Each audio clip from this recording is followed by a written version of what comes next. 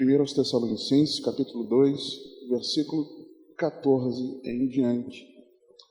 Diz assim a santa e poderosa palavra de Deus: Porque vós, irmãos, haveis sido feitos imitadores das igrejas de Deus que na Judéia estão em Cristo Jesus, porquanto também padecestes de vossos próprios concidadãos, o mesmo que os judeus lhes fizeram a eles, os quais também mataram o Senhor Jesus e os seus próprios profetas, e nos têm perseguido, e não agradam a Deus, e são contrários a todos os homens, e nos impedem de pregar aos gentios, para que possam ser salvos, a fim de encherem sempre a medida de seus pecados. Mas a ira de Deus caiu sobre eles até ao fim. Você pode se assentar? Graças a Deus. Irmãos, nós temos estudado nessas aulas, e eu espero no Senhor que seja a última sobre o tema, dentro dessa série de aulas em 1 Tessalonicenses, nós temos estudado respondendo algumas perguntas sobre o que é perseguição, como a perseguição acontece, qual a sua história e quais as consequências. O que acontece em meio à perseguição?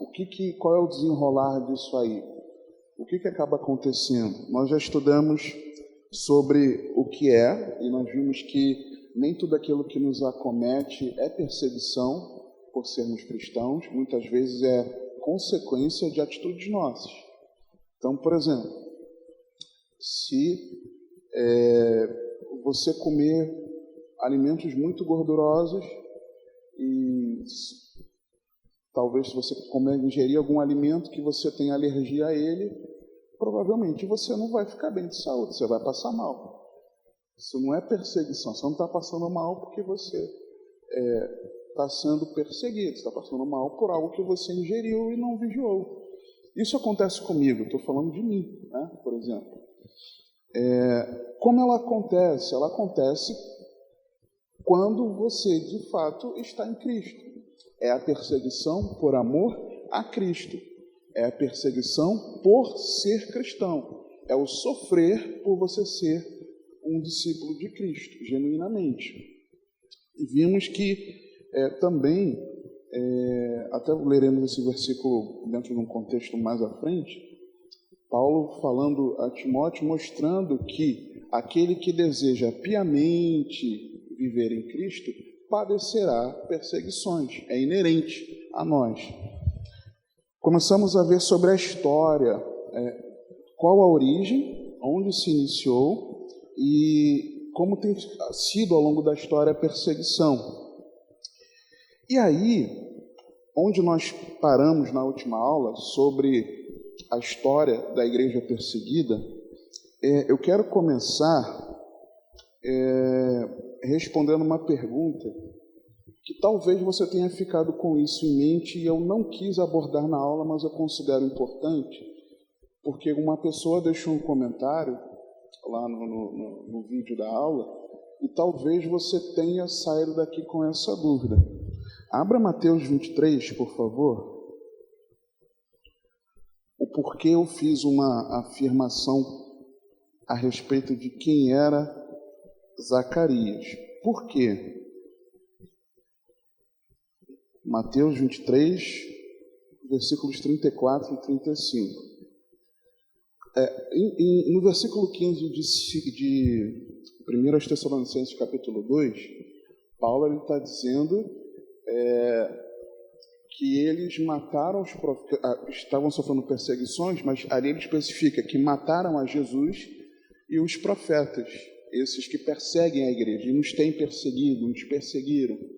E aí eu reportei ao que o Senhor Jesus falou aqui em Mateus também, e também em Lucas, mas aqui em Mateus, capítulo 23, versículo 34, diz assim a palavra: Portanto, eis que eu vos envio profetas, sábios e escribas, a uns deles matareis e crucificareis, e a outros deles açoitareis nas vossas sinagogas, e os perseguireis de cidade em cidade, para que sobre vós caia todo o sangue justo, que foi derramado sobre a terra, desde o sangue de Abel, o justo, até o sangue de Zacarias, filho de Baraquias, que matastes entre o santuário e o altar. Lucas não menciona especificamente quem é esse Zacarias. Aqui, Mateus registra que o Senhor falou dessa forma.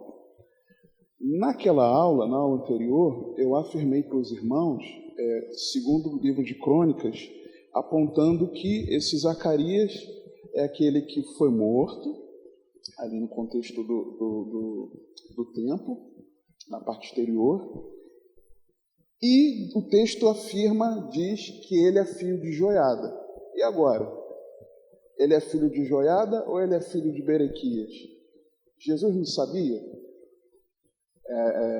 Essa é uma das aparentes contradições da palavra, aparentes, porque na verdade não é uma contradição. E por que eu afirmei que, no meu entender, é sim filho de Joiada? Porque existem algumas opções que estudiosos dizem, apontam para quem seja esse Zacarias. Alguns dizem que esse Zacarias é o pai de João o Batista, parente de Jesus. Alguns afirmam que é ele e que por conta dos seus filhos, lembra que João Batista, ele nasceu meses antes do Senhor Jesus, ele foi concebido alguns meses antes, então eles são literalmente contemporâneos ali. E que por conta do nascimento de Jesus, a Herodes, quando Herodes soube do nascimento de Jesus, ele mandou perseguir as crianças, matar as crianças de determinada idade para baixo. João Batista também estaria dentro dessa mesma faixa etária. Então, alguns estudiosos entendem que Zacarias morreu por conta disso, porque ele tentou esconder o filho dele e ele morreu no templo. Lembra que Zacarias era um dos sacerdotes? Ele estava, inclusive ele recebe a resposta do anjo, ele servindo no templo. Então, há quem defenda que esse Zacarias que o Senhor menciona, como filho de Berequias, era alguém que tinha morrido poucos anos antes, décadas antes daquilo que Jesus estava falando. Eu entendo que não, tá? Existe uma segunda opção que muitos afirmam, porque o texto bíblico diz o nome Berequias como pai de Zacarias, afirmam que é o profeta menor. Lembra lá do livro do profeta Zacarias? Então, muitos afirmam que é ele, sim, e que, por mais que a Bíblia não narre a sua morte, tudo indica que seja ele. Existem até livros que tentam desmistificar as aparentes contradições ensinando isso. Eu, pessoalmente, discordo. Já vou te dizer por quê. Existe uma terceira opção, que seria um Zacarias morto no meio do templo, na época, décadas depois, e foi registrado de forma extrabíblica por Flávio Joséfo. Existe um registro de um Zacarias morto, ali também no contexto do templo, no período, décadas depois. Eu também, pessoalmente, discordo que seja desse que o Senhor Jesus está falando. Eu entendo de fato que esse Zacarias era filho ou neto de Joiada. Filho ou neto de Joiada. Poderia ter sido um equívoco do copista. Copista é aquele que copiava o manuscrito para que o manuscrito ele pudesse ser compartilhado e fosse sendo perdurado. Poderia ser? Poderia. Joiada seria alguém conhecido por dois nomes? Poderia. Lembra de Pedro, por exemplo? Pedro não é o Cefas? Simão, não era, o Simão não era também chamado de Cefas? Pedro, o Senhor não chamou ele assim? Poderia ser também. Lembra de outros nomes mais, que eram chamados tanto por um nome como por outro na palavra. Joiada era possivelmente o avô de Zacarias, e o pai de Zacarias era de fato Berequias? Poderia. Lembra quando se faz menção ao filho de Abraão, ao filho de Davi, está falando do descendente, não necessariamente o filho, mas do descendente. Só que aí, irmãos, por que eu afirmo, no meu entender, que é sim a referência lá de 2 Crônicas? Por quê? Porque Jesus aqui em Mateus 23, ele está falando do contexto dos escribas e fariseus. Jesus não estava falando com o povo, ele estava falando com os escribas e fariseus. E quando Jesus fala isso, e Jesus faz menção à morte de Abel, onde está registrado, colocando como primeiro mártir, onde está registrada a morte de Abel? Não é na Escritura? Não está registrado lá no livro de Gênesis? Não tem esse registro lá? Então, se Jesus estava falando com alguém que era versado na palavra, que era pleno conhecedor da palavra, Jesus estava trazendo à memória deles o conhecimento bíblico, vamos dizer assim. Então, a Bíblia narra a morte de qualquer um desses outros Zacarias? Não. A única morte de Zacarias que a palavra narra nesse contexto ali do templo, é a morte do filho de Joiada. E um acréscimo nisso. Como Jesus estava falando com os escribas e fariseus, Jesus estava trazendo à memória deles a palavra. Qual é o primeiro livro no Antigo Testamento para nós aqui? Qual é o primeiro livro? Oi? E o último? Do Antigo Testamento. Malaquias, para nós. O cânon judaico, o último livro na ordem do cânon judaico são crônicas. Exatamente crônicas. Então, para eles, começa em Gênesis e termina onde? Em Crônicas. Então, se Jesus estava falando com os escribas e fariseus, e a morte de Abel está registrada na palavra, Jesus estava lembrando a eles dos mártires registrados na palavra. No caso, de Gênesis a Crônicas. Por isso que eu compreendo, e muitos estudiosos compreendem, que, de fato, o Senhor Jesus estava falando desse Joiada, desse Zacarias, filho de Joiada, que poderia ser Joiada avô dele, poderia ser um outro nome, algo nesse sentido. E lá em Isaías 8, nos versículos 1 e 2, o Senhor fala que levantaria testemunhas fiéis dele, que seriam Urias e Zacarias. E lembrando que a raiz da palavra testemunha, no Novo Testamento, ela significa mártir também. Jeremias, no capítulo 26, versículos 20 e 23, nós vemos a morte de Urias por uma ação direta do rei. E foi uma morte que aconteceu depois da morte de Zacarias. Mas se Urias morreu como testemunha, por que Jesus não mencionou ele e mencionou Zacarias? Porque ali, a morte de Urias foi uma morte por mando do rei.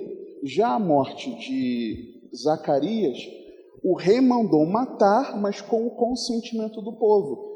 E eu quero abrir contigo, 2 Crônicas, capítulo 24, reler esse texto. Eu considerei importante deixar isso esclarecido, porque você lê em Mateus, filho de Berequias, lê em 2 Crônicas, filho de Joiada. O irmão está maluco? Ele não está lendo direito? É interessante esclarecer isso, porque, infelizmente, esse é um dos textos argumentados como sendo de contradição bíblica, e não é. A partir do versículo 20, 2 Crônicas 24, 20. E o Espírito de Deus revestiu a Zacarias, filho do sacerdote Joiada, o qual se pôs em pé acima do povo e lhes disse: Assim diz Deus, por que transgredis os mandamentos do Senhor, de modo que não possais prosperar? Porque deixastes ao Senhor, também Ele vos deixará. E eles conspiraram contra ele. Eles quem? O povo também. Lembra que ele estava ali exortando o povo, tá? Eles, o povo, inclusive. E o apedrejaram por mandado do rei. Ou seja, o povo e o rei matando um servo de Deus, no pátio da casa do Senhor. Assim o rei Joás não se lembrou da beneficência que Joiada, pai de Zacarias, lhe fizera, porém matou-lhe o filho, o qual morrendo disse: o Senhor o verá e o requererá.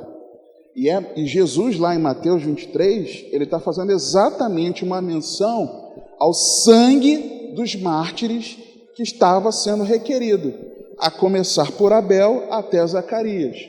Então, por isso, o meu entender, eu sou daqueles que entendem que sim, Jesus estava falando da mesma pessoa. Agora, essa perseguição, ela terá fim? Respondendo à quarta pergunta dessas aulas sobre perseguição. Quais as consequências? Essa perseguição vai ter fim, irmãos? O que vocês me dizem? Estou perguntando para vocês que nós estamos na aula de escola bíblica, então pode falar, fica à vontade. Vai ter fim? Sim, irmãos, sim ou não? Não, sim, não, sim. Então, veremos. Mateus 24. Percebi que os irmãos ficaram realmente em dúvida. Isso é bom, porque a Bíblia responde. As duas respostas estão certas. Depende do contexto de tempo que você tem em mente. Depende do contexto de tempo. Mateus 24, a partir do versículo 1, diz assim a palavra de Deus. E quando Jesus ia saindo do templo, aproximaram-se dele os seus discípulos para lhe mostrarem a estrutura do templo. Jesus, porém, lhes disse: não vedes tudo isto? Em verdade vos digo que não ficará aqui pedra sobre pedra que não seja derrubada. E estando assentado no Monte das Oliveiras, chegaram-se a ele os seus discípulos em particular, dizendo: dize-nos quando serão essas coisas, e que sinal haverá da tua vinda e do fim do mundo? E Jesus respondendo disse-lhes: acautelai-vos que ninguém vos engane, porque muitos virão em meu nome dizendo: eu sou o Cristo, e enganarão a muitos. E ouvireis de guerras e de rumores de guerras. Olhai, não vos assusteis, porque é necessário que isso tudo aconteça, mas ainda não é o fim. Só uma pausa, irmãos. Tudo que nós temos visto acontecendo no mundo está dentro disso que Jesus começou a falar aqui. Só que Jesus ele traz uma orientação muito clara para mim e para você no versículo 6. Não vos assusteis. Querido, não se assuste. Não se assuste com a pandemia, não se assuste com as guerras, não se assuste com os rumores de guerra. É necessário que tudo isso aconteça. Só que Jesus lembra que não é o fim. Versículo 7.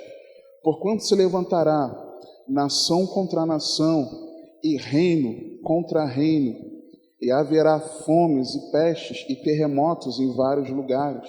Tem uma pausa aqui, tem um entendimento aqui maravilhoso de uma coisa é uma guerra de nação contra nação, país contra país. Outra coisa é guerra de reino para reino. Lembra do Império Romano, por exemplo? O Império Romano tinha sede em Roma, mas o seu domínio ele se expandia além de Roma, por vários lugares, inclusive chegando até Jerusalém. Então, quando você lê aqui reino contra reino, pensa nesse sentido assim, de liga de países, liga de nações, não é? Raciocina dessa forma. E a gente consegue interpretar aqui claramente que o Senhor está falando da primeira e da segunda grande guerras. A primeira num contexto mais país e país, e a segunda num contexto mais reino contra reino, uma coligação de nações contra outra coligação, né? Você lembra, por exemplo, dos aliados, reino contra reino. E haverá fomes e pestes e terremotos em vários lugares. Mas todas estas coisas são um princípio de dores, está começando. É como aquelas contrações, as mulheres sabem disso, as contrações que vão se intensificando à medida que o neném está para nascer, à medida que o filho está para nascer. O período entre uma contração e outra, ele é diminuído e a intensidade, a força aumenta. É a mesma coisa. Cada vez mais nós veremos terremotos, guerras, rumores de guerras, pestes, fomes, num intervalo de tempo menor e numa intensidade cada vez maior. Nós veremos assim. Versículo 9. Então vos hão de entregar para serdes atormentados, e matar-vos-ão, e sereis odiados de todas as nações por causa do meu nome. Nesse tempo, muitos serão escandalizados, e trair-se-ão uns aos outros, e uns aos outros se odiarão. E surgirão muitos falsos profetas, e enganarão a muitos. E por se multiplicar a iniquidade, o amor de muitos esfriará. Mas aquele que perseverar até o fim, esse será salvo. E este evangelho do reino será pregado em todo o mundo, em testemunha a todas as nações, e então virá o fim. Então, o princípio das dores não é o fim. Logo após o princípio das dores, vem a extrema perseguição à igreja. Versículos que nós lemos aqui a partir do versículo 9. Nos entregarão para sermos atormentados, nos matarão e seremos odiados de todas as nações. O mundo inteiro vai nos odiar, todo mundo. Só que ainda não é o fim. E depois, no versículo 14, o Senhor fala que então virá o fim.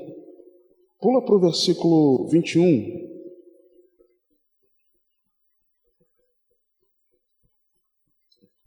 Porque haverá então grande aflição ou tribulação, que é o mesmo termo de tribulação, como nunca houve desde o princípio do mundo até agora, nem tampouco há de haver.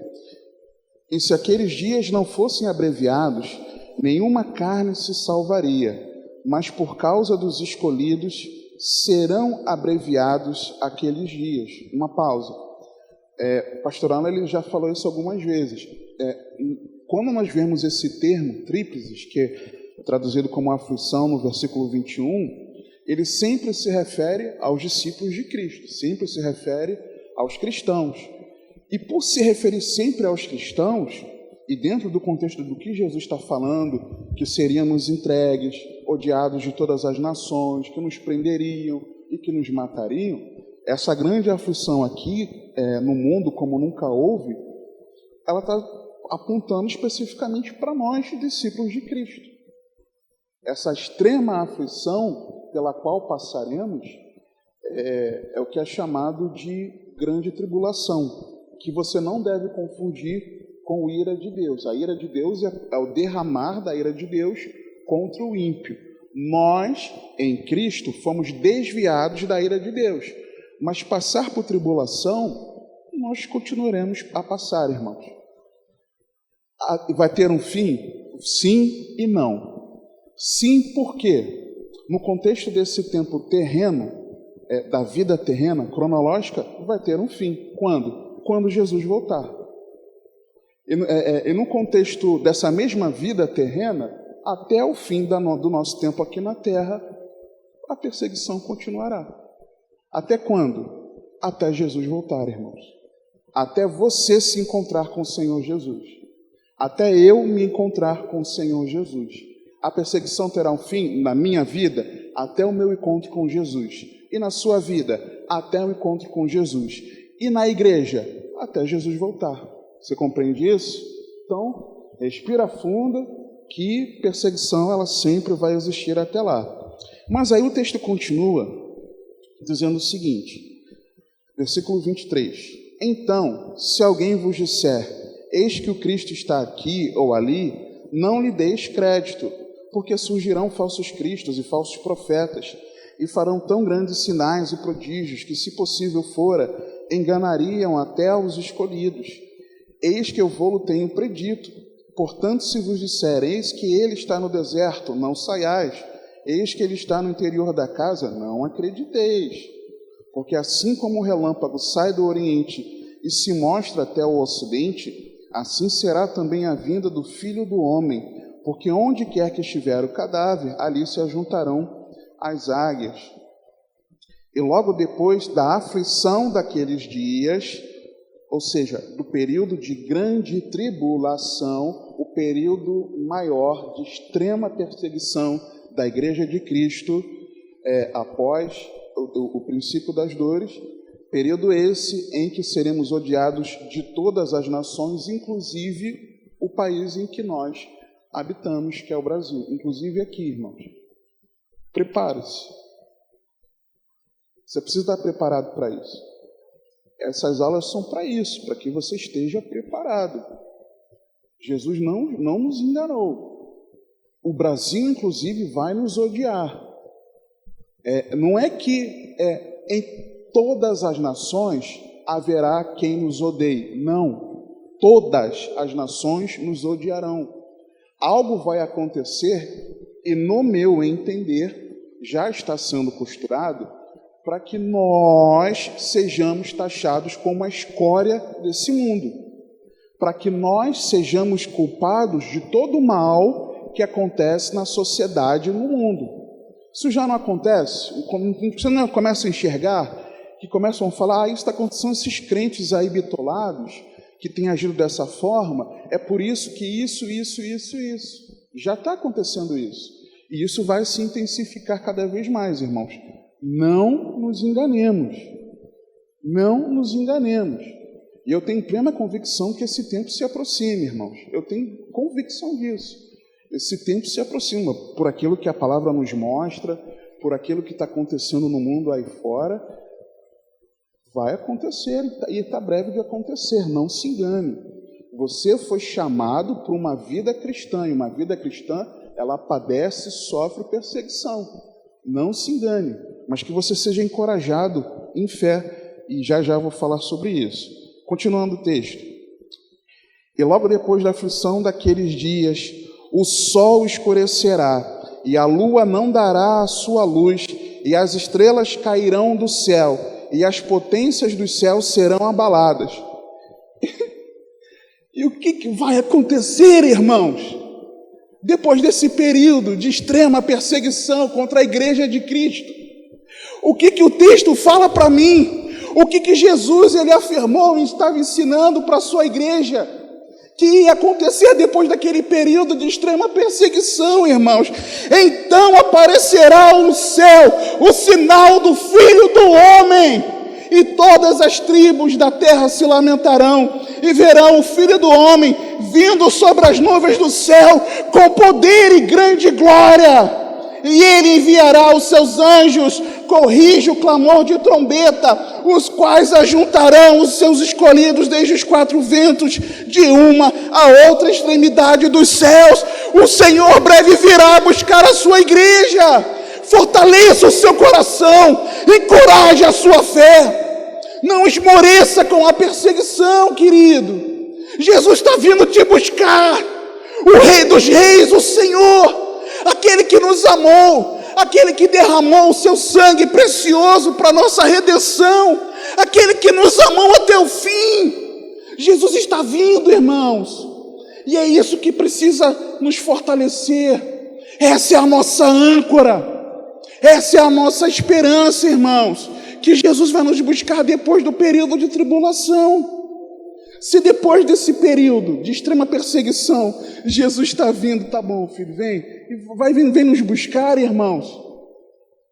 A perseguição de hoje vai nos afligir, aflige, nos entristece, mas não pode paralisar a nossa fé, não pode nos paralisar na caminhada cristã. Pelo contrário, isso é motivo, nós vamos ver, de nós nos regozijarmos, porque se nós estamos sendo perseguidos por amor a Cristo, significa o quê, irmãos? Que a nossa redenção se aproxima, significa que os nossos nomes estão escritos no livro da vida, significa que nós somos filhos de Deus, significa que para sempre nós estaremos com o Senhor na glória. E isso precisa fortalecer a mim e a você. Apocalipse, por favor. Capítulo 6, Apocalipse 6.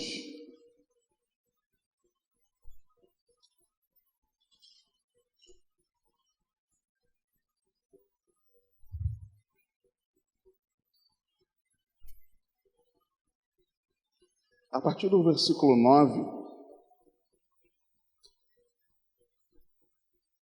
antes, no final do capítulo 5, Jesus, ele na revelação que foi entregue a João, João observa que há uma grande dor, uma grande tristeza no céu, e uma pergunta ecoa lá no céu: quem será digno de abrir o livro, de desatar os selos? E João, ele fica preocupado com aquilo, mas então ele tem a resposta de que o Cordeiro era digno, e Jesus começa então a desatar os selos, um a um. E eu já falei com os irmãos, afirmo mais uma vez, por enquanto, dentro de tudo que tem acontecido, eu concordo com a interpretação do pastor Alan sobre a abertura dos selos. Concordo. Eu tenho o entendimento de que nós sim estamos experimentando a abertura do primeiro selo com essa pandemia. E que algumas coisas vão acontecer. Leia Apocalipse 6, que está na nossa leitura de amanhã, se eu não me engano. Leia Apocalipse 6, você vai ver o que nos espera. E aí, irmãos, só que a gente fica preocupado. Meu Deus, está acontecendo isso. E o contexto aqui de Apocalipse 6 vai mostrar que haverá guerra, guerra civil, fome, mortandade. Como pode tudo isso acontecer? Querido, quem que abre selo a selo? Jesus. Tudo está acontecendo por conta do Senhor. Tudo está acontecendo porque, não por conta do Senhor, né? Mas tudo está acontecendo com a permissão do Senhor. É Ele que está abrindo os selos. É Jesus, irmãos. Claramente, no capítulo 5, nós vemos isso. Agora, a partir do versículo 9, nós vemos o quinto selo sendo aberto. Diz assim a palavra: e havendo aberto o quinto selo, vi debaixo do altar as almas dos que foram mortos por amor da palavra de Deus. Obrigado, meu amor. E por amor do testemunho que deram. E clamavam com grande voz, dizendo: até quando, ó verdadeiro e santo dominador, não julgas e vingas o nosso sangue dos que habitam sobre a terra? Uma pausa aqui. Os salvos, já martirizados, estavam perguntando para o Senhor: Senhor, essa perseguição não vai acabar, não? Até quando, Senhor? Até quando vou continuar perseguindo a igreja? Até quando vou continuar perseguindo os santos? E aí, versículo 11: e foram dadas a cada um compridas vestes brancas, e foi-lhes dito que repousassem ainda um pouco de tempo, até que também se completasse o número de seus conservos e seus irmãos, que haviam de ser mortos como eles foram. E como eles foram mortos? Martirizados, irmãos. Você precisa estar preparado para isso, se assim o Senhor permitir. E havendo aberto o sexto selo, olhei, e eis que houve um grande tremor de terra, e o sol tornou-se negro como saco de cilício, e a lua tornou-se como sangue, e as estrelas do céu caíram sobre a terra, como quando a figueira lança de si os seus figos verdes, abalada por um vento forte. E isso aqui, esses versículos agora, fazem um paralelo com Mateus 24, que nós acabamos de ler, imediatamente antes do Senhor descer. E o céu retirou-se como um livro que se enrola, e todos os montes e ilhas foram removidos dos seus lugares, e os reis da terra, e os grandes, e os ricos, e os tribunos, e os poderosos, e todo servo, e todo livre, se esconderam nas cavernas e nas rochas das montanhas, e diziam aos montes e aos rochedos: caí sobre nós, e escondei-nos do rosto daquele que está sentado sobre o trono, e da ira do Cordeiro, porque é vindo o grande dia da sua ira, e quem poderá subsistir? Então, é exatamente o mesmo paralelo com o que nós lemos em Mateus 24. Avança, por favor, para o capítulo 7, versículo 9 a 17 também. Depois dessas coisas, Olhei, e eis aqui uma grande multidão, a qual ninguém podia contar, de todas as nações e tribos e povos e línguas que estavam diante do trono e perante o Cordeiro, trajando vestes brancas e com palmas nas suas mãos, e clamavam com grande voz, dizendo: Salvação ao nosso Deus, que está sentado no trono, e ao Cordeiro. E todos os anjos estavam ao redor do trono, e dos anciãos, e dos 4 animais, ou 4 seres, eu prefiro a tradução 4 seres, e prostraram-se diante do trono sobre os seus rostos, e adoraram a Deus, dizendo: Amém, louvor e glória, e sabedoria, e ação de graças, e honra, e poder, e força ao nosso Deus, para todos sempre.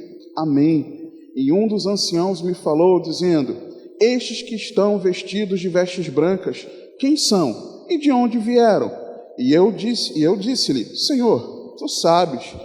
E ele disse: Estes são os que vieram da grande tribulação, e lavaram as suas vestes e as branquearam no sangue do Cordeiro.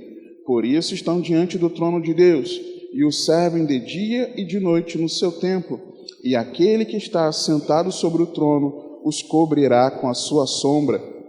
Nunca mais terão fome, nunca mais terão sede, nem sol, nem calor algum cairá sobre eles, porque o Cordeiro que está no meio do trono os apacentará, e lhes servirá de guia para as fontes vivas das águas, e Deus limpará de seus olhos toda lágrima. Então, a perseguição ela será até a volta do Senhor Jesus, até o nosso encontro com o Senhor, seja na sua vinda ou se morrermos antes, para cada um de nós, mas para toda a igreja até o Senhor retornar. Só que é interessante, irmãos, o contexto, quando João ele ouve de que os mártires eles vinham ali da grande tribulação, naquela visão que ele teve, olha o que a palavra fala a partir do versículo 16: Nunca mais terão fome. Se é nunca mais, é sinal de que eles passaram fome ou não? Sim. Então, crente pode passar fome? Sim ou não? Lembra de Paulo? Filipenses capítulo 4, ele mesmo declarando que ele sabia passar fome, por exemplo. Ah, mas Deus não cuida? Cuida, mas dependendo do propósito dele, ele permite que a gente passe necessidade, sim. Está na Bíblia, irmãos. Nunca mais terão sede, não tinham água para beber. Nem sol, nem calor algum cairá sobre eles. Se a pessoa estiver debaixo do teto da sua casa, o sol está sobre essa pessoa? Não. Se o sol está incendido sobre o cucuruto da pessoa, essa pessoa está onde, irmãos? Dentro de casa? Na rua? A não ser que você tenha teto solar em casa e você gosta de pegar sol. Abre o seu teto solar, ou estou usando a manivela, né? Ou aperta o botão e você tome sol lá na tua casa. Mas fora isso, você no mínimo tem um telhado. Ainda que possa ter um furinho ou outro, que possa ter alguma coisa assim, mas você está coberto, protegido do sol. Se o sol não vai afligir, é por quê? Porque essas pessoas não tinham teto para cobrir as suas cabeças, irmãos. Ou seja, não tinha casa para morar. Você está preparado para isso, servo de Deus? Você está preparado para passar fome, sede e não ter um teto para você morar? Está preparado? Está na Bíblia, irmãos. Está na Bíblia. E aí? Você está preparado para isso? Você é crente de verdade em Jesus? Você é um verdadeiro discípulo de Cristo? Ou você está brincando de evangelho? Você faz parte da igreja de Cristo? Ou você está aqui desfrutando de um clube social? Você está aqui para ser transformado pela palavra de Deus? Ou você está aqui para marcar ponto? Você está preparado? Eu estou preparado? Por isso que nós precisamos, irmãos, a cada dia, buscarmos sempre sermos cheios do Espírito Santo.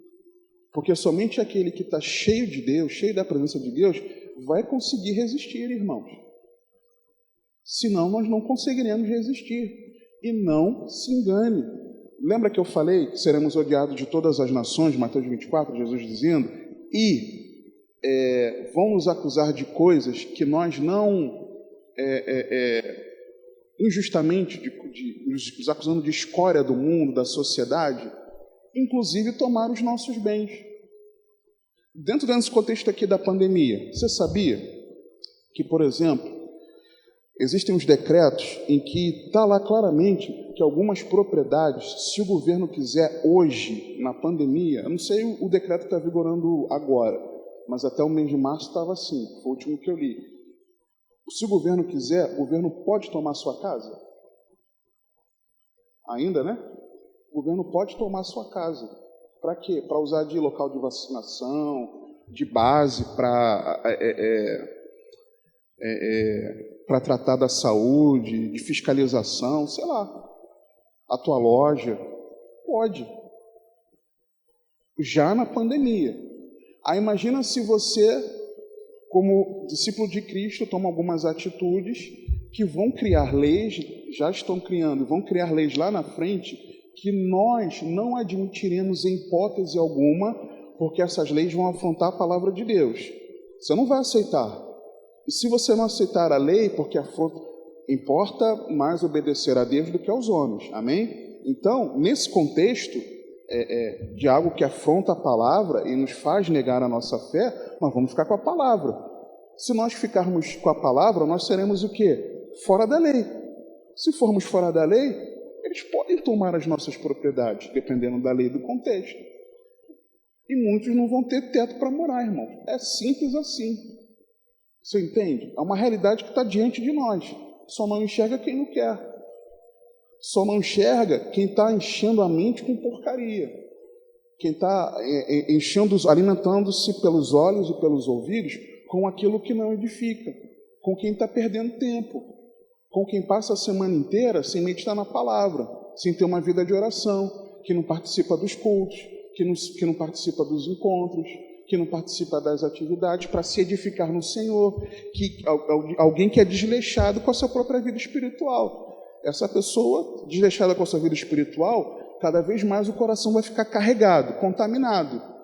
Quando chegarem as circunstâncias, de fato ali, a pessoa... E não é que é verdade? Por quê? Você está dormindo. Você está dormindo? Melhor perguntando, né? Não posso afirmar. Você está dormindo? Eu estou dormindo? Só que a beleza, irmãos, desse texto é o versículo 17, irmãos. Olha isso. O texto fala, nunca mais, porque vai acabar.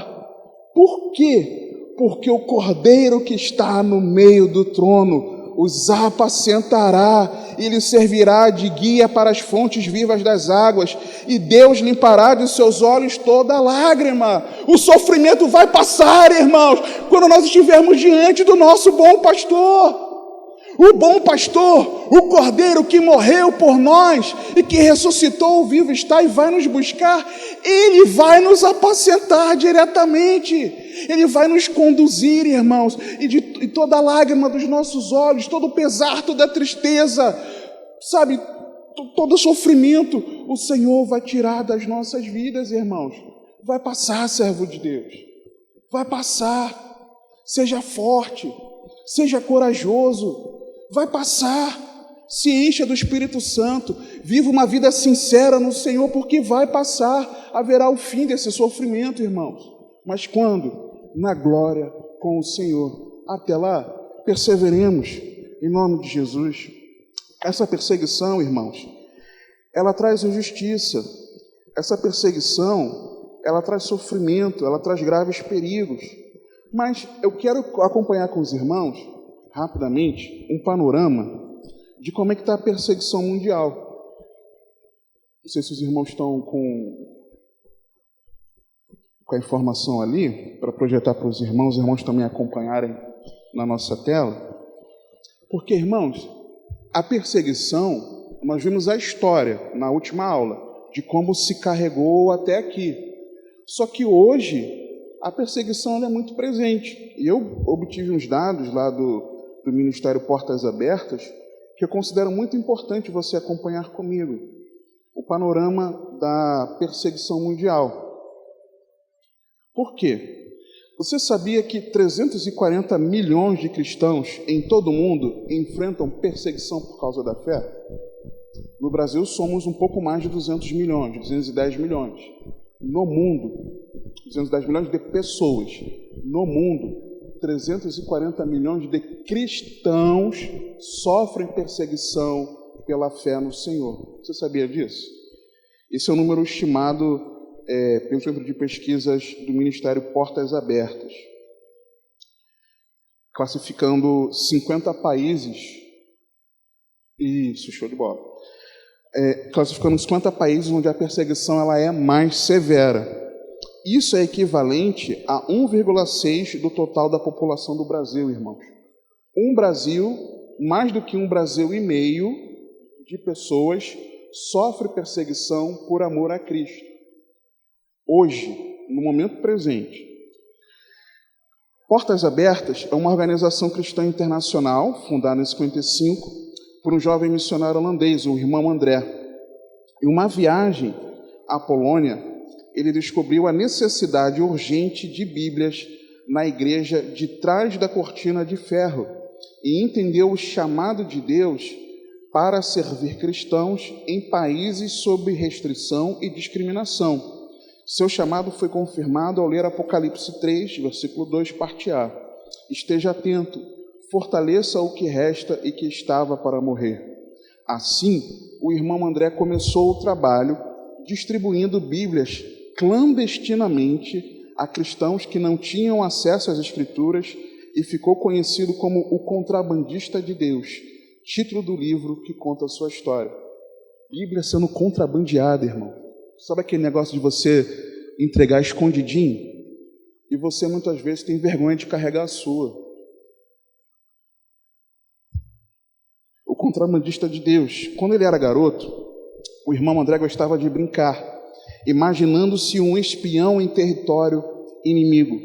O que ele não podia sequer imaginar é que bem mais tarde se tornaria um agente secreto de Deus, com uma difícil missão: levar Bíblias para os cristãos das igrejas perseguidas pelo regime comunista na Rússia e nos países da Europa na década de 50. Embora fosse impossível para o missionário cristão passar pela cortina de ferro, André sabia que para Deus não havia impossibilidade. Ao ter de atravessar a fronteira de algum país com sua mala e seu Fusca, tenta imaginar a cena, um Fusca, a mala e Bíblias sendo contrabandeadas, num local que ele não poderia atravessar. Tenta montar esse cenário na tua mente. Ao ter de atravessar a fronteira de algum país com sua mala e seu Fusca cheios de Bíblias, folhetos e material impresso, ele orava assim: Senhor, na minha bagagem há escrituras que desejo levar para os teus filhos, que estão do outro lado desta fronteira. Quando estiveste na terra, fizeste os olhos dos cegos ver. Agora eu peço, faze com que os olhos desses que veem fiquem cegos. Não deixe os guardas verem as coisas que tu não queres que eles vejam. E Deus atendia a oração do irmão André. É impressionante, irmão. É por isso que eu tenho testemunhos assim. Eu tenho plena convicção de que no tempo da grande tribulação, nós como igreja experimentaremos os maiores milagres vivenciados na terra por qualquer servo de Deus, irmãos. Eu tenho certeza que Deus vai cegar guardas. Eu tenho certeza que Deus vai cegar drones, porque alguns dos guardas serão drones, robôs, inclusive. Eu tenho certeza que Deus vai enviar anjos para nos livrar. Lembra dos apóstolos sendo livres da prisão? Lembra do grande terremoto, por exemplo? O Adriano estava pregando ontem no texto de Atos 16. Deus vai fazer coisas assim, irmãos, grandiosas. Lembra da travessia no Mar Vermelho? Deus abrindo o mar. Deus vai fazer coisas extraordinárias por amor a mim e a você. Eu creio que Deus vai fazer.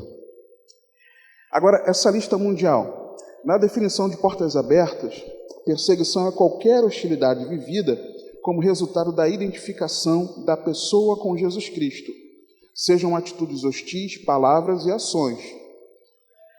E aí, eu quero avançar um pouco aqui no texto.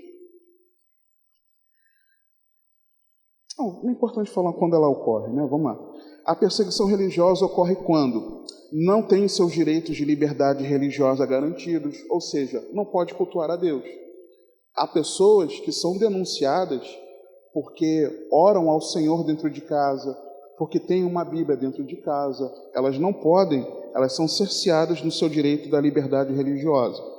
A conversão ao cristianismo é proibida por conta de ameaças vindas do governo ou de grupos extremistas. Isso não é no passado não, tá, irmãos? Isso é agora, tá? É no tempo presente. São forçados a deixar suas casas ou empregos por medo da violência que pode alcançá-los. Lembra? Apocalipse capítulo 7, versículo 16. Nunca mais terão fome, nem sede, nem sol, nem calor. Isso já acontece, irmãos, tá? Não é coisa só apocalíptica, não, já acontece. São agredidos fisicamente ou até mesmo mortos por causa de sua fé. São presos, interrogados e por diversas vezes torturados por se recusarem a negar ao Senhor Jesus. Os fatores que levam a essa realidade estão ligados diretamente à cultura e religião predominante em cada um dos países onde os cristãos são mais perseguidos. É óbvio que, em algumas localidades, irmãos, isso é mais acirrado. Mas lembra que Jesus falou que seremos odiados de todas as nações? Então essa cultura estará em todo o mundo, você compreende? Não só em alguns países localizados. Nos dias de hoje, na compreensão clássica, a perseguição religiosa é realizada ou respaldada pelo Estado. A realidade, porém, mostra que isso não é geralmente o que acontece. Às vezes nós achamos que, num país comunista, a igreja é perseguida. Não, irmão. A igreja é perseguida não só pelo Estado. Nos dias de hoje, o papel de agentes não estatais é cada vez mais visível. Um exemplo disso são os grupos extremistas, tais como o Estado Islâmico, Boko Haram e Al-Shabaab.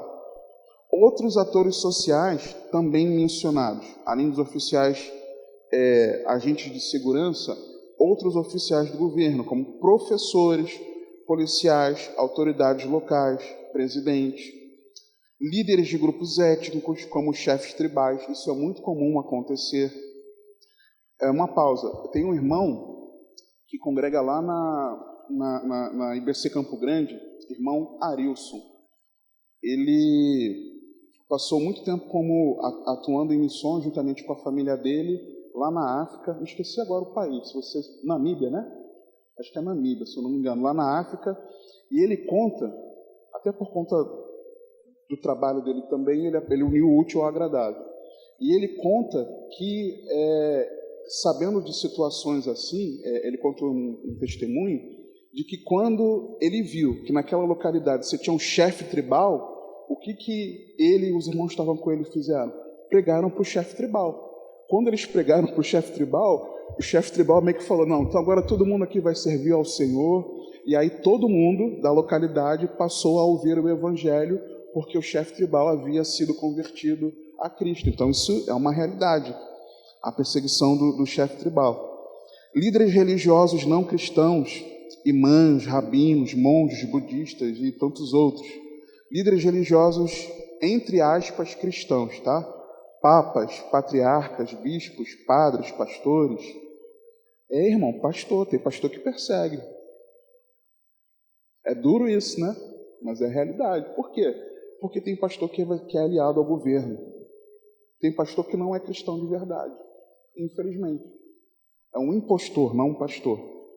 Grupos religiosos violentos, Boko Haram, Hamas, Odu Balacena, Sinhala Havaya, grupos de pressão ideológica, e esse é o que é mais evidente aqui no Brasil, grupos de direitos LGBTQ+, direitos ao aborto e etc. Aqui no Brasil, é o que mais a gente enxerga, né? Essa perseguição mais nesse sentido por esses grupos de pressão ideológica. Cidadãos e quadrilhas, estudantes, vizinhos, lojistas, parentes, membros diretos da família, ou círculo mais amplo de parentes, partidos políticos, seja no âmbito local ou nacional. Está acompanhando aí, não? Grupos paramilitares, redes criminosas, organizações multilaterais, por exemplo, isso vale a pena eu apontar aqui, organizações da ONU que defendem programas de educação sexual obrigatórios, Unesco, por exemplo, ligado à ONU, está fazendo barbaridade com as crianças, querendo impor às crianças algo que contraria a palavra de Deus, que defendem programas de educação sexual obrigatórios, contrários aos valores cristãos, OIC, pressionando pela islamização do continente africano, por exemplo. Em 2021, atual isso, o número de cristãos perseguidos aumentou mais uma vez. Só que não é que aumentou, irmãos. 2019, 245 milhões. 2020 aumentou um pouquinho, 260 milhões. 2020 começou a pandemia, certo? 2021, 340 milhões, irmãos. Como assim? De um ano para outro aumentou 15 milhões. Depois de 2020 para 2021, aumentaram 80 milhões. É muita coisa. A pandemia piorou a perseguição da igreja, irmãos. Saiba disso. A pandemia piorou a perseguição da igreja. A lista mundial de perseguição é a principal ferramenta da Portas Abertas para monitorar, analisar e medir a dimensão da perseguição aos cristãos ao redor do mundo. Então, essa lista dos 50 países mais hostis aos cristãos, onde seguir a Cristo pode custar a vida. Então, é uma lista dos 50 países onde servir a Cristo é mais difícil, vamos dizer assim. Países que, ou por meio de estruturas políticas ou discriminação, têm como objetivo abalar a igreja local e eliminar o cristianismo de sua história. Autoridades, famílias, comunidades inteiras colocam pressão nos cristãos para que eles recuem e desapareçam. Nesse ano, pela primeira vez, a lista mundial da perseguição apresenta apenas 2 níveis de perseguição, extrema e severa, pela primeira vez, irmãos. Antigamente, você tinha algumas camadas de como era a perseguição, até que você chegar ao extrema e severa. Só que hoje, como é que é essa perseguição? Exclusivamente extrema e severa. Somente esses 2 níveis, lá no mais intenso, no mais profundo. Isso indica que a pressão e violência com os nossos irmãos vem crescendo. A violência que os irmãos têm passado tem aumentado. E seremos odiados de todas as nações. Você está preparado para isso? Você está preparado para não negar a fé em Jesus Cristo? A pandemia aumentou a vulnerabilidade as vulnerabilidades sociais, culturais, econômicas e outras estruturais existentes que cristãos perseguidos enfrentam diariamente. Um exemplo, eu separei um exemplo aqui lá, em países como Índia, Paquistão, Bangladesh, Iêmen e Sudão, a Covid-19 foi o catalisador da repreensão aos nossos irmãos. Por quê?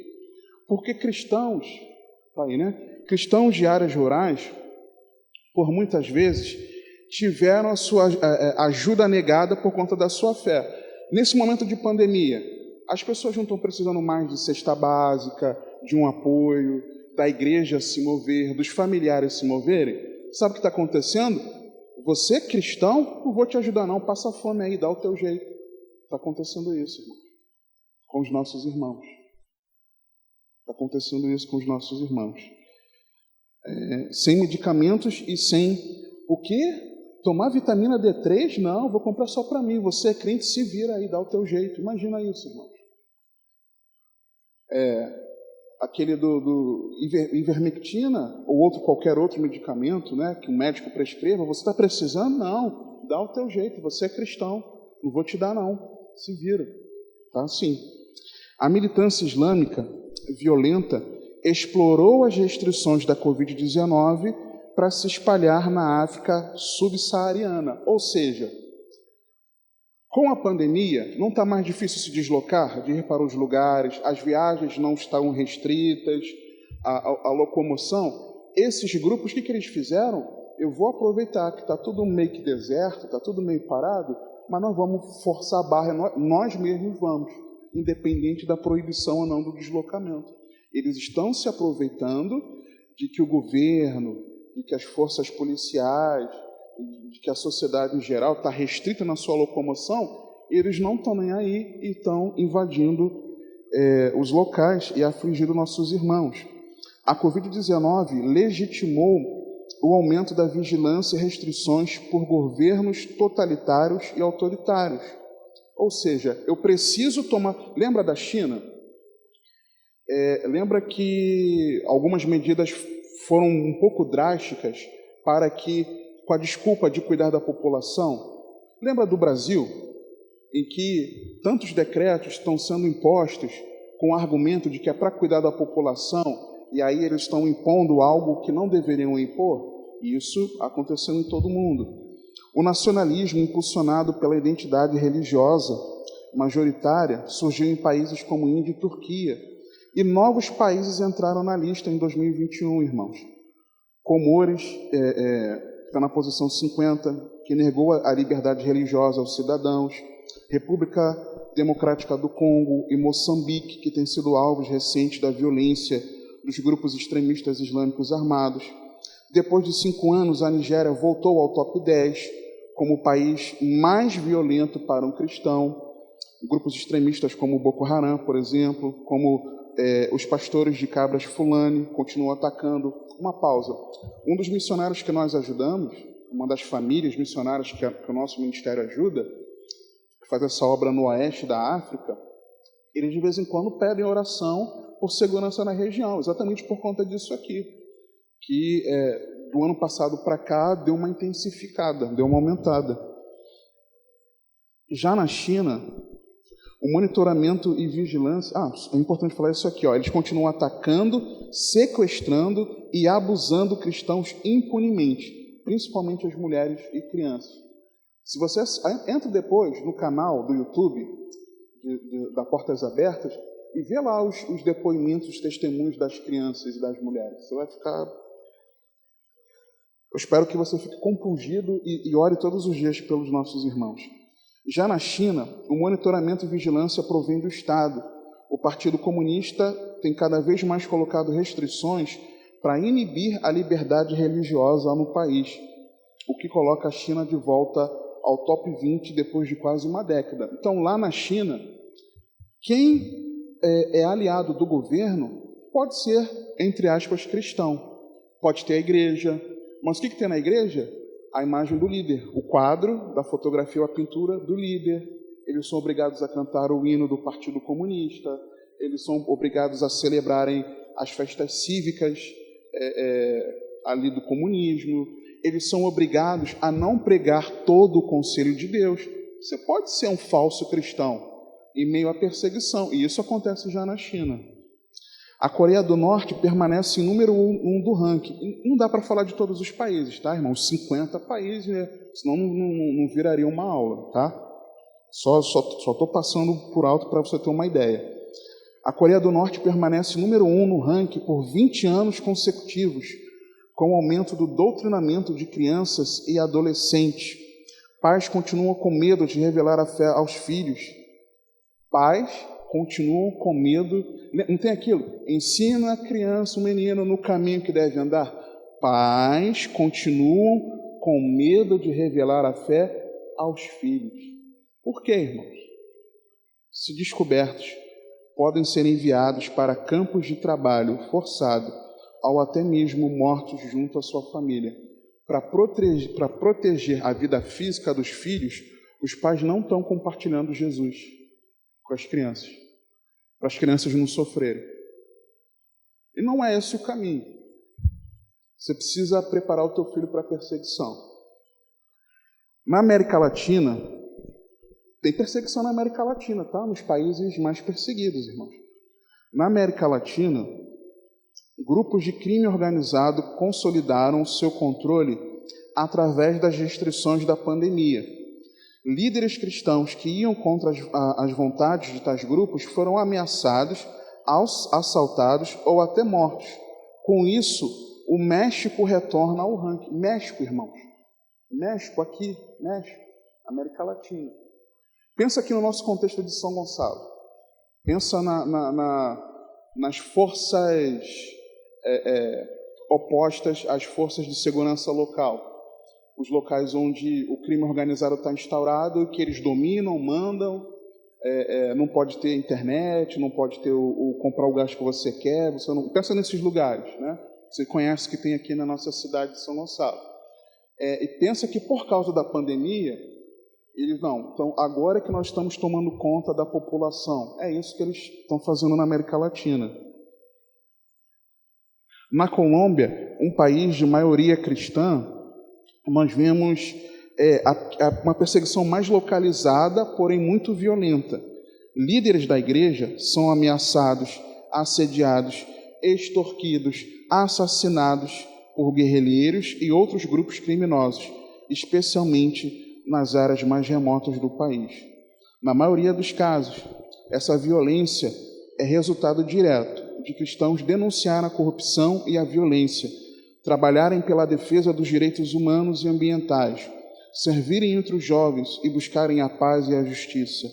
Tudo isso colocando em risco as atividades ilegais dos grupos criminosos. Ou seja, está dando visibilidade à localidade. Então, não se mete aqui não, aqui é a nossa área. Você não pode trazer visibilidade para a nossa área. Então, eles são perseguidos por isso. Os cristãos são vistos como impedimento para o recrutamento forçado de pessoas, especialmente jovens, para grupos rebeldes e para o tráfico de drogas e o crime organizado. Nas comunidades indígenas, convertidos ao cristianismo podem enfrentar prisão, abuso físico e confisco de bens, entre outras formas de punição. Existem muitos outros países nessa lista, e para eles a perseguição não para. Mas a luz de Cristo brilha entre os seus, e o Evangelho também. A perseguição vai ser até o fim, mas a luz de Cristo, ela brilha em nossas vidas, irmãos. E o Evangelho também. Ainda que a pressão seja cada vez mais forte, nossos irmãos desafiam as leis e o perigo diário para quê? Para andar com Jesus. Nós devemos não negar ao Senhor. Nós precisamos perseverar em fé. E nós precisamos abrir os olhos a essa realidade, irmãos. Em um dos vídeos do canal, eu estava assistindo, Dr. Eduardo, um comentário que eu li do Dr. Eduardo Adnet, que apoia o ministério, ele diz assim: sou cristão e médico, psiquiatra e nutrólogo. Quantos sofrimentos de ordem mental estes nossos irmãos estão sofrendo? Depressão, ansiedade, insônia e tantos outros. Nossos irmãos estão sofrendo muito, irmãos. Temos orado por eles? Temos clamado ao Senhor? Obrigado, tá, meninos? Agora, para nós encerrarmos, volta para 1 Tessalonicenses capítulo 2, por favor.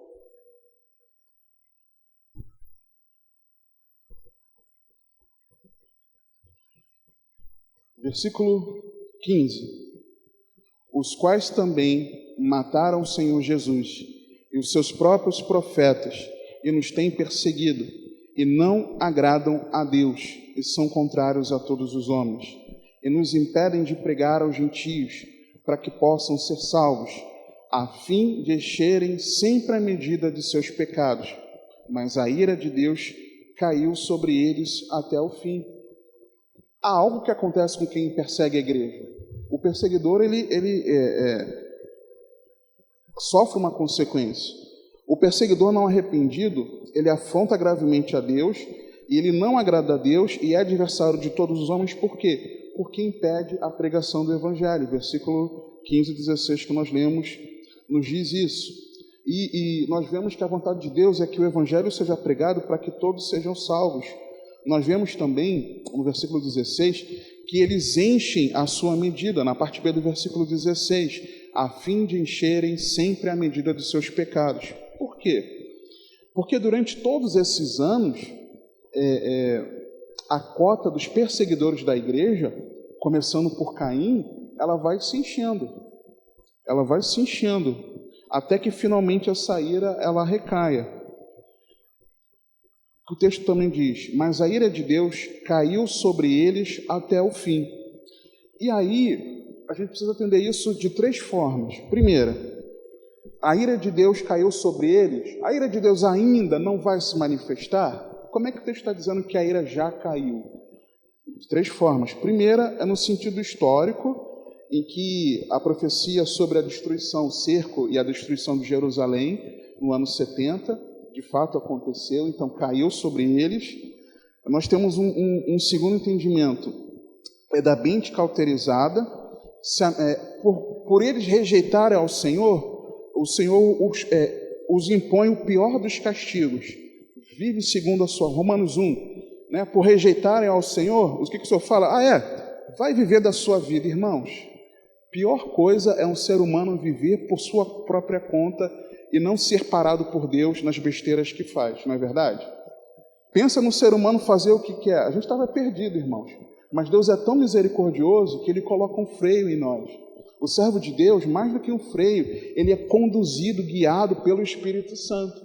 Só que aquele que rejeita o Senhor não, tem a mente cauterizada. E no terceiro aspecto, é o aspecto realmente escatológico. Depois que Jesus voltar, a ira de Deus ela vai ser derramada sobre a igreja. Mas o perseguidor arrependido? O perseguidor não arrependido já está condenado. E o perseguidor arrependido? É só a gente se lembrar de Paulo.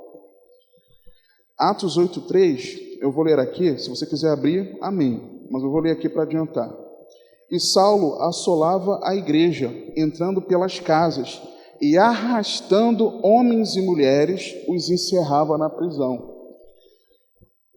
Em Atos 8:3, o verbo traduzido como assolava, ele é um termo que significa fixar uma marca, desonrar, manchar, sujar, tratar vergonhosamente ou com injúria, assolar, devastar, arruinar. Foi isso que Paulo fez com o Senhor Jesus e com a igreja. Quando ele arrastou, ele assolava e arrastava os irmãos.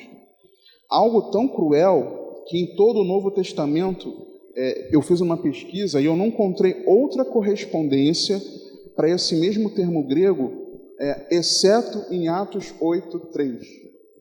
Esse termo, traduzido como assolava, só existe na Bíblia com o que Paulo fez com a igreja. Ninguém mais fez isso. A Bíblia não registra o mesmo termo para expressar a crueldade de Paulo. É por isso que Paulo afirma que ele era o principal dos pecadores. Mas vou explicar já já isso aí. Paulo fazia isso arrastando os discípulos de Cristo. Agora, lembra que no carnaval do ano retrasado, eu sei que aqui ninguém assiste carnaval, eu creio assim. Mas você viu algum noticiário, algum vídeo na rede social. Lembra daquela imagem? É recente esse carnaval, não deve ter 3 anos. 2 anos já não tem por causa da pandemia, né? Então deve ter uns 3 ou 4 anos. Daquele camarada vestido de Satanás, arrastando o outro que representava Jesus. E ele arrastava, pegava e arrastava. Lembra? Isso te chocou? Te chocou? Sim, sim. Eu fiquei revoltado com aquilo. Uma blasfêmia assim tremenda contra o Senhor. Paulo fez a mesma coisa, irmãos. Paulo fez a mesma coisa. O apóstolo Paulo, antes da sua conversão, ele fez a mesma coisa. Versículo 3 de Atos 8. Ele arrastou os irmãos. Ele arrastou a igreja. Ele fez a mesma coisa. E a igreja é o corpo de Cristo. É por isso que no ato da conversão, lá em Atos 9, Jesus interpela Paulo e fala: Saulo, Saulo, por que me persegues? Perdão, Saulo, Saulo, eu sou Jesus a quem tu persegues. Por quê? Porque Paulo, quando arrastava os irmãos, arrastando a igreja, ele estava arrastando a quem, irmãos? A Jesus. Paulo estava arrastando, era a mesma coisa. Por isso que Paulo, em 1 Timóteo 1,15, ele diz que esta é uma palavra fiel e digna de toda aceitação, que Cristo Jesus veio ao mundo para salvar os pecadores, dos quais eu sou o principal. Só que aí, Atos 9, se você está em Atos 8, vá para Atos 9, por favor. É importante mostrar isso para vocês, irmãos, porque o pior perseguidor da igreja se tornou um verdadeiro discípulo de Cristo. Ainda que aquele que não se arrependeu, não se arrepende, ele já está condenado, porque permanece no pecado, aquele que se arrepende, ele se torna, sim, pode sim se tornar um verdadeiro discípulo de Cristo. Atos 9, versículos 1 e 2.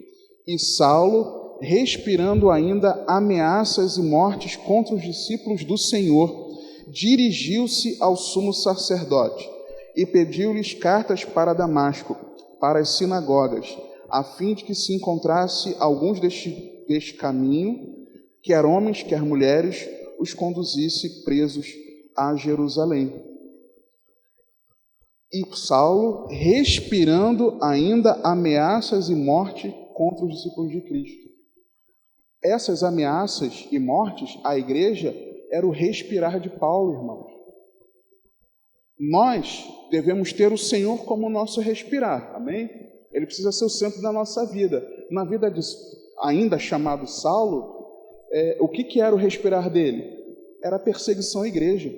Paulo, eu imagino o culto Paulo, às vezes, quando ele ouvia falar que tinha cristão ali, eu imagino ele assim, eu vou perseguir esses crentes. Eu imagino Paulo enfurecido.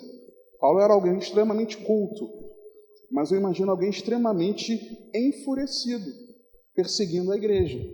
Só que aí, irmãos, ele foi alcançado pela misericórdia do Senhor. Abra 1 Timóteo, capítulo 1. Você precisa enxergar isso, por quê? Porque você precisa aprender a orar por aquele que te persegue. Você está entendendo? Jesus tem conversão para ele também, tem salvação, melhor dizendo, para ele também. E nós precisamos orar por essas pessoas. Orar por quem nos persegue, orar para que a salvação os alcance. 1 Timóteo, capítulo 1, versículos 12 a 14. Diz assim: E dou graças ao que me tem confortado, a Cristo Jesus, Senhor nosso, porque me teve por fiel, pondo-me no ministério. A mim que dantes fui blasfemo, preste atenção, antes fui. É importante você prestar atenção nisso. Antes fui blasfemo e perseguidor e injurioso, mas alcancei misericórdia, porque eu fiz ignorantemente na incredulidade. E a graça de nosso Senhor superabundou com a fé e amor que há em Jesus Cristo. Esta é uma palavra fiel e digna de toda aceitação, que Cristo Jesus veio ao mundo para salvar os pecadores, dos quais eu sou o principal.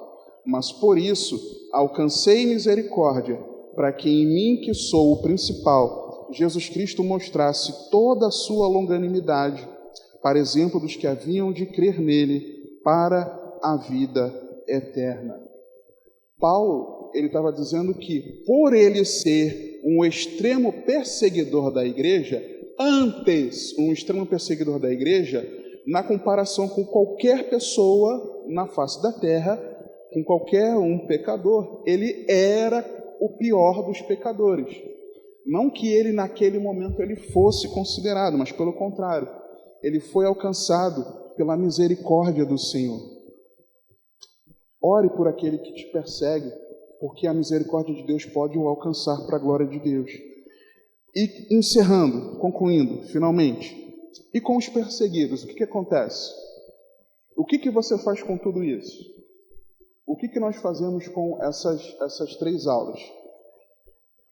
Nós vamos murmurar? Vamos revidar a injúria e a perseguição? Vamos nos afastar da comunhão dos irmãos por estarmos sendo perseguidos? Vamos esfriar na fé? vamos afundar no pecado. Já que eu estou sendo perseguido mesmo, vou me afundar no pecado. Nós vamos fazer isso? Não, irmãos. Primeiro, seja consciente. Segundo a carta de Paulo aos Coríntios, no capítulo 11, dos versículos 23 a 30, nós vemos de Paulo, ele trazendo exemplos da própria vida dele, mostrando que era importante nós sermos conscientes. Segundo, mergulhe na palavra. João 15, 18 a 21, nós aprendemos de Jesus que nós devemos permanecer na palavra, nos lembrarmos da palavra. Segundo Timóteo, no capítulo 3, quando Paulo ele fala que nos últimos dias seriam tempos trabalhosos, traz a lista do pecado no meio da igreja, ele fala, olha, mas você tem seguido o meu amor, o meu ensino, a minha fé, a minha perseverança, e ele fala, olha, permanece na doutrina, e ele enfatiza, e quando ele fala, olha, todo aquele que deseja de verdade, piamente, viver uma vida cristã, vai sofrer perseguição. E aí em seguida ele fala, você faz o seguinte, fica na doutrina, ou seja, nós precisamos ficar na palavra de Deus, porque a palavra de Deus é que nos fortalece nisso. Terceiro, ore. Atos 16, 22 a 25, pregação da irmã Adriana ontem, aprenda a orar na dor, não é isso? Aprenda a orar na dor. Está sendo perseguido? Ore. É simples assim. Quarto, mas também alegre-se. Por quê? Ali em Atos 16 eles estavam orando e cantando, e todos os detentos, os presos ouviam. Lembra de Tiago, no capítulo 5, versículo 13, se eu não me engano? Está alguém aflito? Ore. Está alguém contente, alegre? Cante louvores. Como é que eles cantavam louvores e oravam? Eles estavam alegres por estarem sendo perseguidos e por isso cantavam, mas também estavam aflitos, por isso eles oravam. Então, em quarto lugar, alegre-se. E esse eu quero abrir com você, por favor. Mateus. Ganhei tempo em alguns, mas Mateus eu quero abrir com os irmãos. Por favor, encerrando. Porque aqui nós vemos instruções diretas do Senhor para mim e para você.